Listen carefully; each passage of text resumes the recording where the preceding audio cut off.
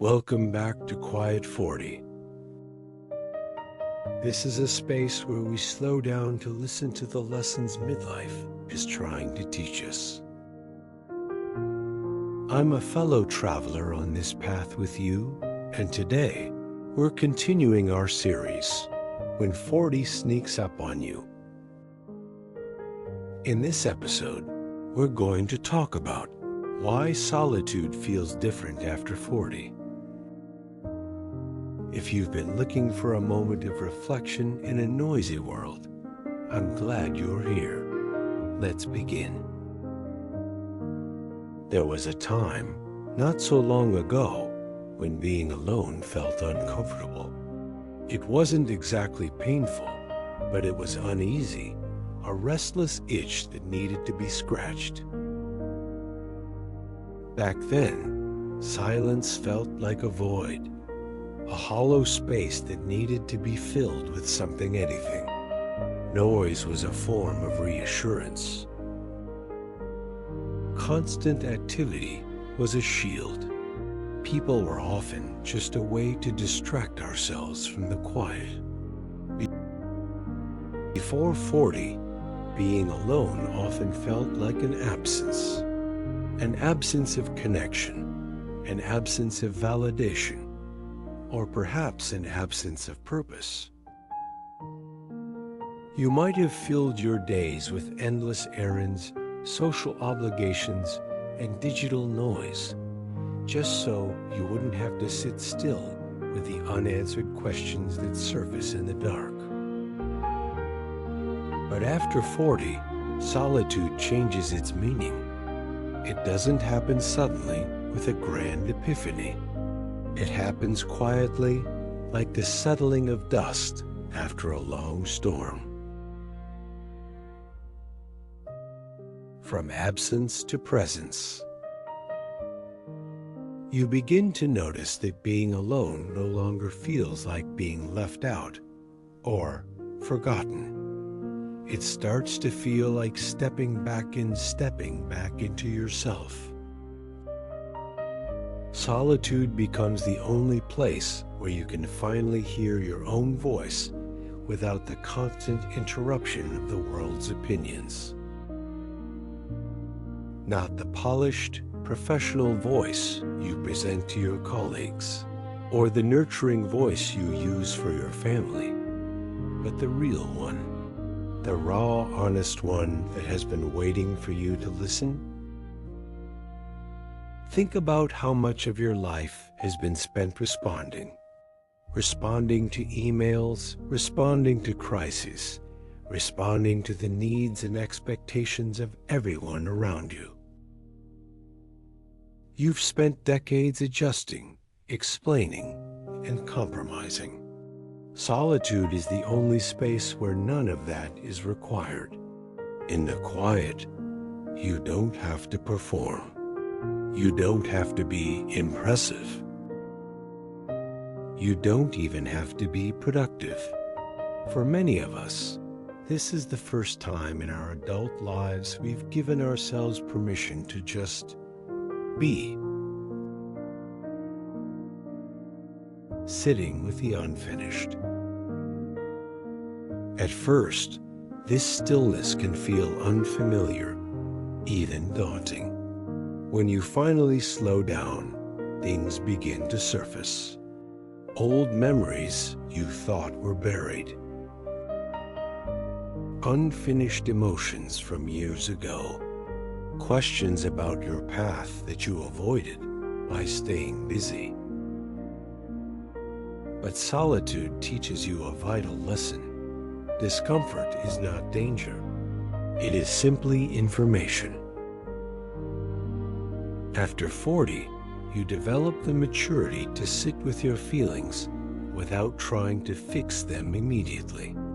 You learn to observe your thoughts without judging them. You realize that not every emotion needs a resolution or a plan of action. Some things just need space to breathe. You understand that your mind is like a pool of water. If you stop splashing around, the sediment eventually settles, and the water becomes clear on its own. The end of emotional outsourcing. Solitude also fundamentally changes how you relate to other people.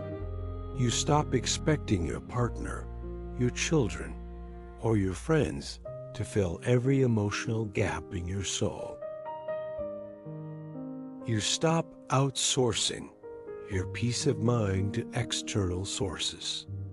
You realize that it is not someone else's job to keep you entertained, grounded, or whole. This realization doesn't isolate you.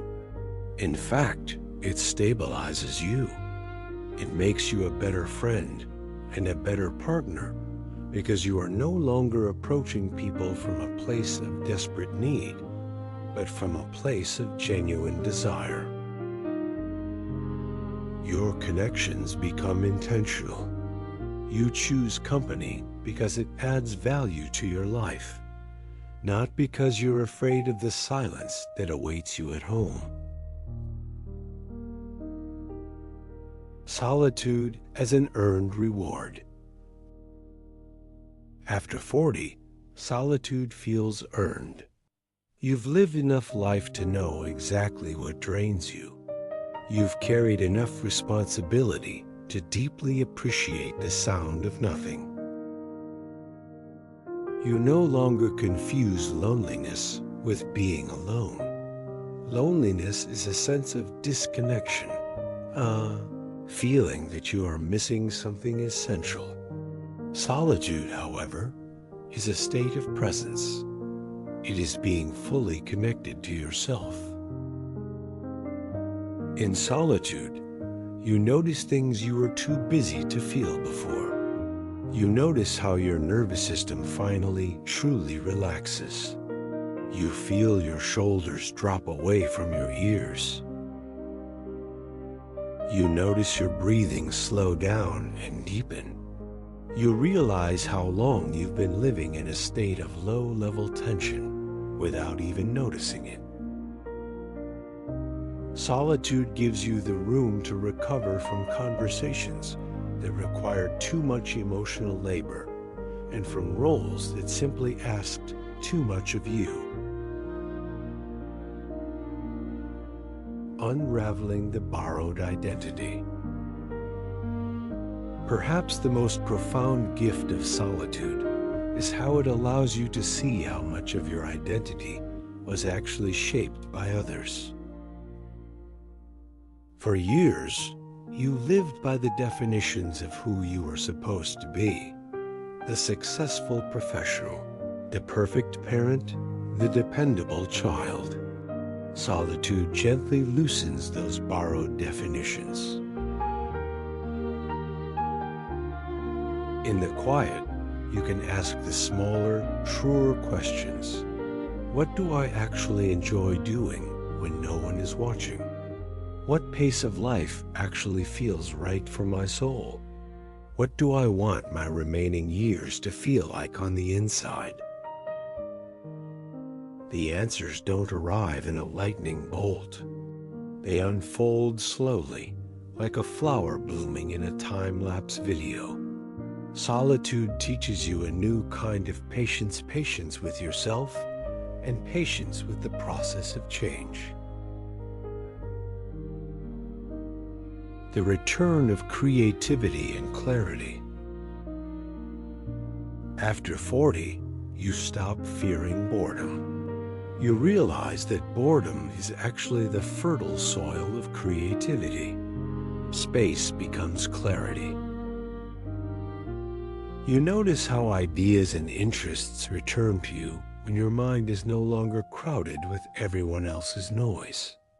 It's not a forced creativity, it's an emerging one. Solitude also sharpens your boundaries. When you are truly comfortable being alone, you are far less likely to tolerate connections that feel draining or toxic.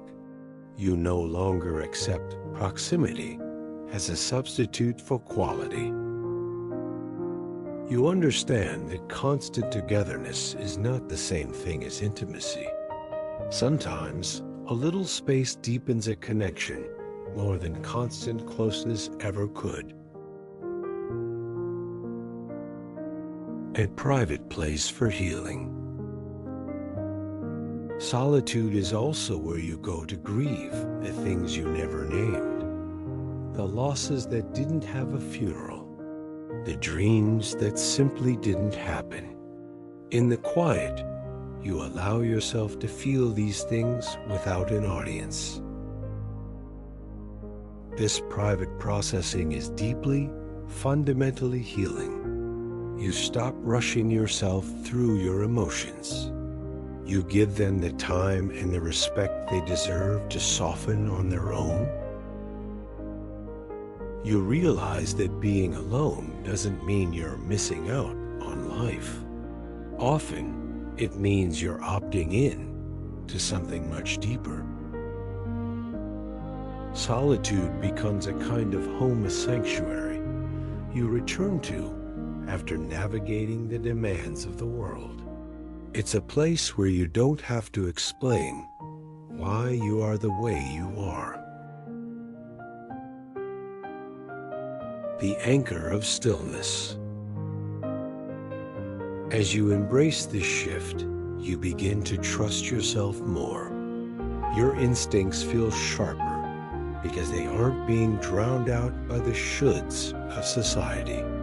Solitude also teaches you a healthy kind of humility. Without distractions, it's harder to lie to yourself about your patterns or your habits.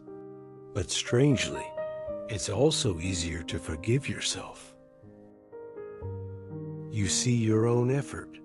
You see your own endurance. You see that you have survived every difficult day you've ever faced.